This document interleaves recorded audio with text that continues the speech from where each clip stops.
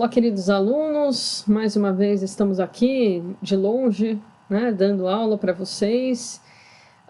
Hoje a gente vai falar... Bom, primeiro que eu espero que todos estejam bem, né, que estejam em casa, principalmente, junto com seus familiares. Aproveitem aí para se reconectarem com os afazeres domésticos, se reconectarem com a família, com os amigos, né? O momento agora também é de reflexão, né? Bom, a gente vai falar hoje sobre divórcio, né? Que é o fim, então, do casamento. É uma matéria importante, tivemos algumas modificações, né, importantes, e a gente vai falar, então, hoje sobre essa questão que é de grande valia para nós. A gente vai começar a nossa aula falando sobre a questão do artigo 226 da Constituição, né? O parágrafo 6º, que diz o seguinte: pela redação original da Constituição Federal de 88, ela falava o seguinte: o casamento civil pode ser dissolvido pelo divórcio após prévia separação judicial por mais de 1 ano, nos casos expressos em lei, comprovada a separação de fato por mais de 2 anos. O que acontecia antigamente? Para as pessoas se divorciarem, ela precisava então esperar por 1 ano para aí sim fazer então esse divórcio. Houve então a emenda constitucional 66 que modificou essa questão. A emenda constitucional 66 é do ano de 2010, proposta pelo IBDFAN, e aceita então por um congressista que levou essa nossa proposta e que simplificou o parágrafo 6º do artigo 226. Então, como é que está agora esse parágrafo 6º do artigo 226 da Constituição Federal? O casamento civil pode ser dissolvido pelo divórcio, ponto. Ou seja, não há mais qualquer tipo de discussão com relação a tempo, com relação à separação de fato, ou seja, eu posso me casar hoje e me divorciar automaticamente amanhã. A gente vai ver então, na sequência, algumas considerações iniciais que eu acho importante para vocês, inclusive, verem na tela. Bom, como consideração inicial, eu destaco então que é importante confrontar a emenda do divórcio com a emergência do novo CPC, que reafirmou a separação judicial e extrajudicial em vários de seus dispositivos, infelizmente. É importante a gente dizer, pessoal, que o novo CPC, ele, por uma dormência do nosso legislador, manteve alguns dispositivos em que há a palavra separação judicial, tá? Então, pela nova emenda constitucional 66 e pelo artigo 2266, parágrafo 6º, a gente viu que o casamento termina com o divórcio, ponto. Mas o novo CPC colocou e deixou, porque o novo CPC ele foi um processo de muitos anos de debate no nosso Congresso Nacional, né? E eles dormiram, marcaram toca, né? Dormiram mesmo e mantiveram expressões como separação judicial, tá? Mas há doutrinadores que entendem, então, que essa PEC, né, existiu só para a extinção dos prazos do parágrafo 6º do 226. Ou seja, não extinguiu a separação, ok? E aí seria uma escolha do casal se separar ou se divorciar. Recentemente, em 2017, o STJ decidiu que a entrada em vigor da emenda 66, que modificou o artigo 226 da Constituição Federal, para deixar de condicionar o divórcio à prévia separação judicial de fato, não aboliu a figura da separação judicial do ordenamento jurídico, mas apenas facilitou aos cônjuges o exercício pleno de sua autonomia privada. Ou seja, quem quiser pode se divorciar diretamente, quem preferir pode apenas se separar. E qual que é a diferença, então, da separação e do divórcio, né? A separação é uma modalidade de extinção da sociedade conjugal que põe fim aos deveres de coabitação, Fidelidade e regime de bens.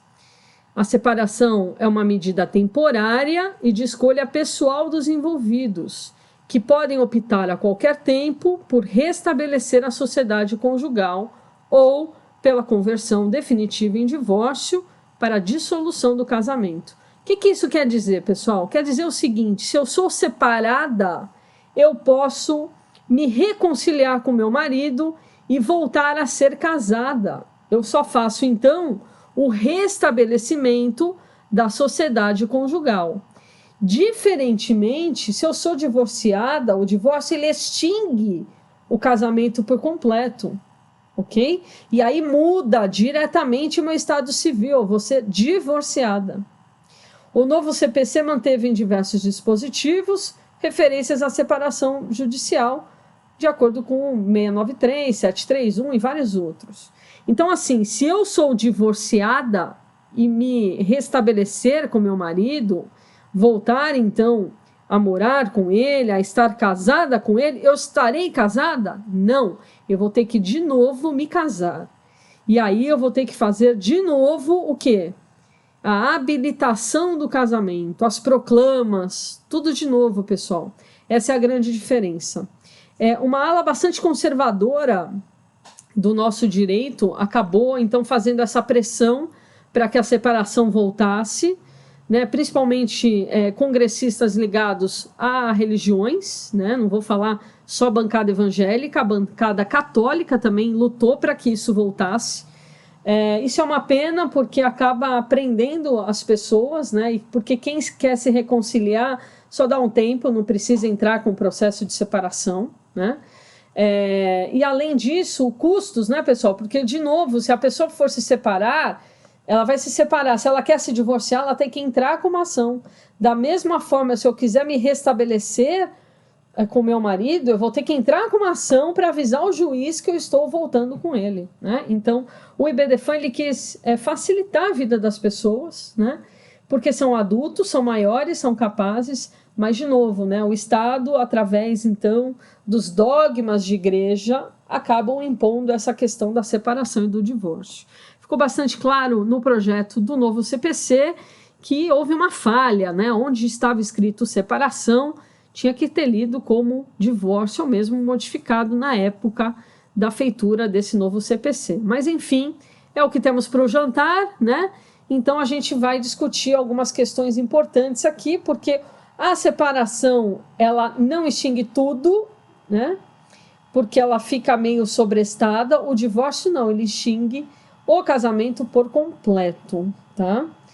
Essa é a grande diferença entre eles, ok? Então, na separação, eu posso namorar outra pessoa, eu posso, inclusive, estar em união estável com outra pessoa, né? Mas se eu quiser voltar com meu marido, eu posso, né? Restabelecendo, então, essa sociedade de fato. Quais são, então, os efeitos do término deste casamento? Ele termina, então, o vínculo conjugal e termina a sociedade conjugal, né, que é composta, então, por marido, mulher, mulher, mulher, filhos e o patrimônio, né? É importante dizer que a celebração do casamento produz dois efeitos jurídicos imediatos: a criação do vínculo matrimonial e da sociedade conjugal. A sociedade, então, ela é composta dessa forma, como eu acabei de falar, né? E o vínculo matrimonial é aquele existente entre os cônjuges e pode ser dissolvido somente pela morte de um deles ou pelo divórcio. E também, de acordo agora com o novo CPC, né, como The Walking Dead, né, reafirma então a existência da separação judicial. Então, hoje a dissolução da sociedade conjugal está regulada no atual Código, de acordo com os artigos 1571 a 1582, podendo então terminar em razão de certos vícios que antecedem a celebração do casamento ou lhe são concomitantes, ou ainda em razão de fatos posteriores que impossibilitem a sua conservação. Essas causas terminativas que a gente vai ver mais para frente estão elencadas de forma taxativa nesse artigo. Pela mesma razão, anteriormente, a Emenda Constitucional 66 não revogou expressamente as normas do Código Civil que tratam da matéria. Assim, a sua manutenção se impõe, permanecendo para o casal a possibilidade de optar pela separação consensual ou judicial, no caso litigiosa, com apuração nos próprios autos de eventual conduta culposa praticada por um ou ambos os cônjuges. Então, somente na separação judicial é que a gente vai discutir a culpa. No divórcio, não, ok? Então, isso facilitou também, sobremaneira, o término do casamento. Na separação de fato, então, né, o que seria essa separação de fato? Né? O separado de fato é aquele que saiu de casa, né, ou aquele que permaneceu na casa e o seu cônjuge se afastou, ok? Então, eles estão separados de fato, não estão mais vivendo sob o mesmo teto, não estão tendo mais relações sexuais, ou seja, aquela pessoa separada de fato, ela pode manter a união estável com o terceiro, de acordo com o artigo 1723, parágrafo 1º. A separação, de fato, ela altera o regime sucessório. Por isso que é tão importante nos processos a gente colocar qual foi o término da união. Olha, o casal se separou, de fato, no dia 1º de abril de 2019. Por que é importante colocar essa data? Porque tudo aquilo que eu adquirir depois do dia 1º de abril, depois da minha separação de fato, vai ser exclusivamente meu, ou seja, o meu regime de bens não vai, de forma alguma, vai incidir nesses bens, nesses produtos que eu for comprar depois da minha separação de fato, ok? Como é que a gente faz a prova da separação de fato? Eu já tive processos em que a gente discutia qual era o prazo, qual era o tempo certo, e foi uma situação bastante polêmica na época. Eu provei através de WhatsApp. Então, mensagem do marido para ex-mulher: tchau, fui, tô indo, não quero mais você, não deu certo, tentamos, você é a mãe dos meus filhos, te respeito, mas daqui para frente, então, não seremos mais um casal. E assim, então, provém a separação de fato, né? A data certinha que houve, ok? Importante ainda destacar que a separação de fato, ela altera o regime sucessório, né? Então, a gente tem lá o artigo 1830, que determina que somente é reconhecido o direito sucessório ao cônjuge se ao tempo da morte do outro não estavam separados judicialmente, nem de fato há mais de 2 anos. A gente vai ver esse 1830 lá no segundo semestre, tá? Isso aqui só coloquei para exemplificar. Então, a separação de fato há mais de 2 anos também afasta o cônjuge supérstite da sucessão com relação ao outro cônjuge. E como eu falei, a gente vai ver isso no segundo semestre. Então, é importante dizer que nessa separação de fato, a data, então, é bastante importante. Então, quando vocês forem peticionar no processo, vocês têm que colocar que o casal, então, se casou na data tal e que a data da separação de fato é X, né? Justamente por conta do término do regime de bens, né? A partir deste momento, então, todo o patrimônio adquirido por qualquer dos cônjuges, ele não mais vai se comunicar, mesmo que não tenha sido decretada a separação de corpos e nem oficializada a separação. Fim, então, essa comunhão de vidas, os deveres de fidelidade, da vida em comum, do domicílio conjugal, previstos lá no artigo 1566, incisos 1 e 2 do Código Civil, não podem mais ser exigidos. Eu vou mostrar para vocês como que é o comportamento, então, de um advogado de direito das famílias, né? O comportamento nesse tipo de processo, ele tem que ser diferenciado, né? A gente tem que ter uma sensibilidade maior. E eu vou mostrar um bilhete que ficou bastante famoso na época, que eu já fiz isso por várias vezes, eu já fiz isso em audiência, eu já até contei para vocês alguns causos, né? Talvez eu seja repetitiva, mas a gente tem que ter sensibilidade para olhar e ver né? E não é redundante isso, olhar é diferente de ver. Como que esse casal está se comportando, né? Eles querem mesmo se divorciar, né? Eles querem mesmo se separar, ou é só alguns detalhes que precisam ser feitos? Porque a gente vai ganhar dinheiro com direito de família? Sim, a gente ganha dinheiro com direito de família. Mas existem situações que a gente pode mudar uma família, né?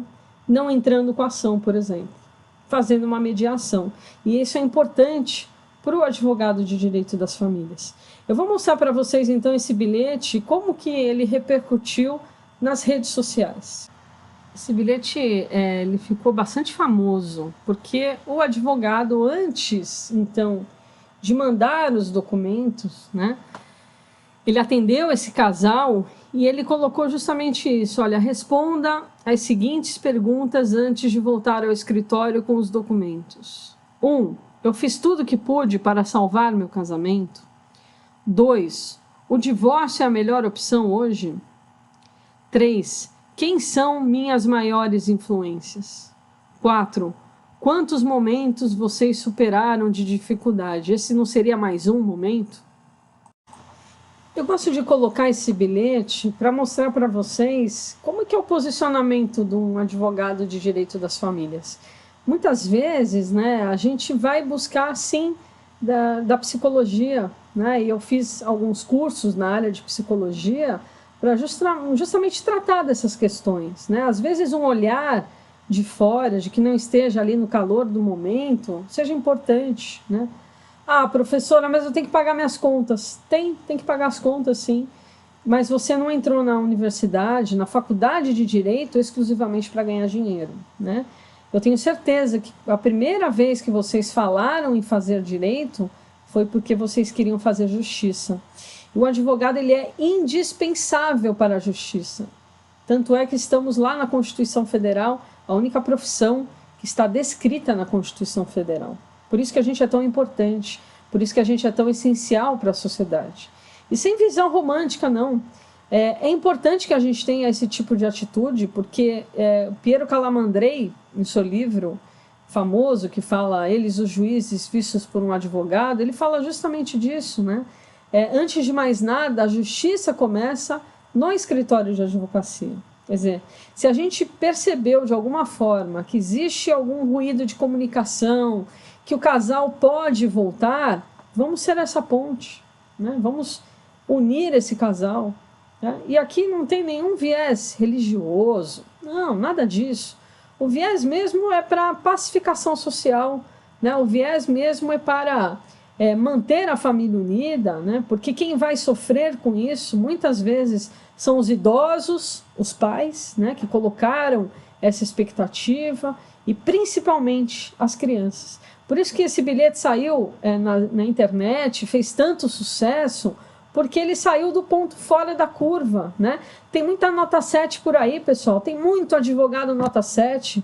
Vamos ser, então, o advogado nota 10, vamos ser aquele diferencial na vida das pessoas. Eu tive muitas alegrias nesses meus 21 anos de advocacia e que eu uni 2 casais já, né? Eu juntei 2 casais que estavam ali em pé de guerra, mas precisou alguém de fora pontuar algumas coisas e falar: será que essa não é mais uma dificuldade?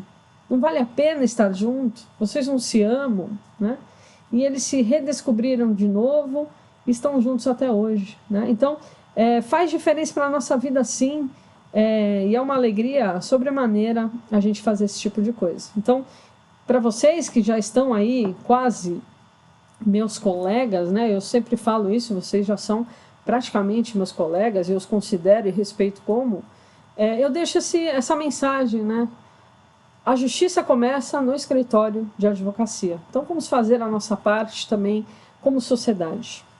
No nosso próximo vídeo, na nossa aula, parte 2, a gente vai ver então como é que funciona no novo CPC essa separação de corpos. Até mais, tchau, tchau.